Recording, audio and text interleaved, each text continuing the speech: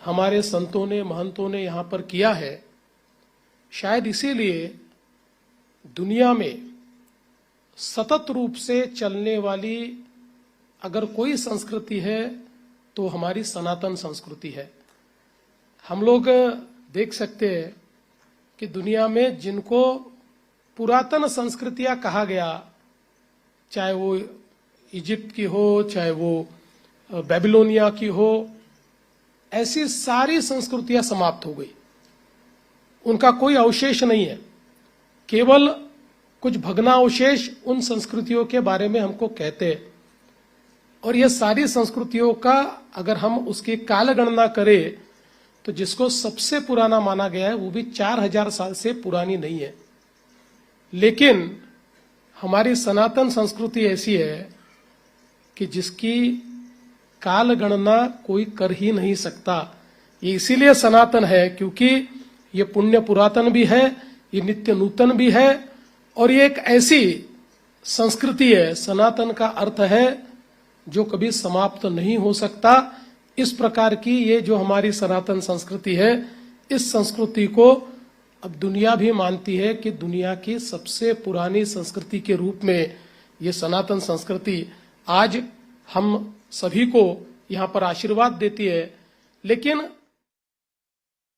हर 12 वर्ष बाद या अलग अलग प्रकार से 4 जगह होता है तो उसका समय भी अलग अलग है।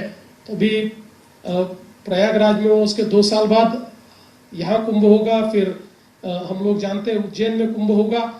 तो ये हर अवसर एक प्रकार से हमारे विचारों में जो प्रदूषण एक प्रकार से आने की कोशिश कर रहा है, उस प्रदूषण को समाप्त करते हुए फिर एक बार हमारी सनातन संस्कृति को भी उसी निर्मल गंगा की तरह, उसी निर्मल गोदावरी की तरह बहते इस प्रकार से देखने का ये पर्व होता है। और मुझे इस बात की बहुत खुशी है कि इस बार ये कुंभ आयोजन करने का हमको अवसर मिला है। पिछले समय भी अवसर मिला था पर समय कम मिला था, इसलिए हम जितना कर सके उतना हमने पिछले बार किया।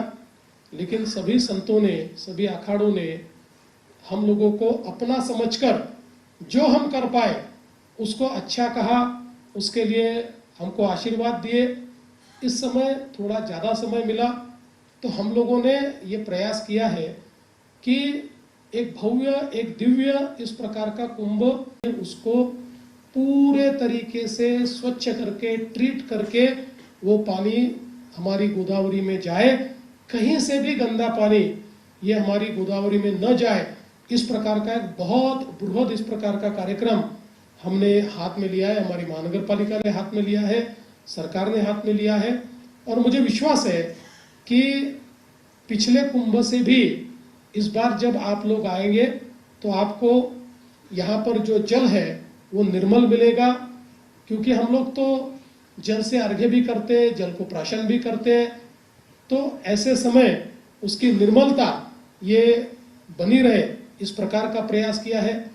त्र्यंबकेश्वर में भी हम लोगों ने प्रयास किया, क्योंकि आप जानते हैं त्र्यंबकेश्वर में जो हमारा बहाव है वो सूख जाता है, वो समाप्त हो जाता है। इसलिए अब हम ये व्यवस्था कर रहे हैं कि आने वाले दिनों में 12 महीने त्र्यंबकेश्वर का बहाव बहता रहेगा और स्वच्छ पानी वहाँ से बहेगा। इस प्रकार की व्यवस्था भी हम कर रहे हैं।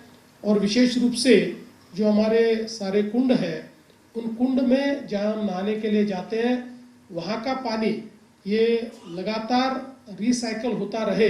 विशेष रूप से चूंकि हम जानते हैं त्र्यंबकेश्वर में बहुत छोटा कुंड है, वहाँ एक समय बहुत कम लोग स्नान कर सकते हैं और वो पानी भी थोड़ा एक प्रकार से खराब होता है।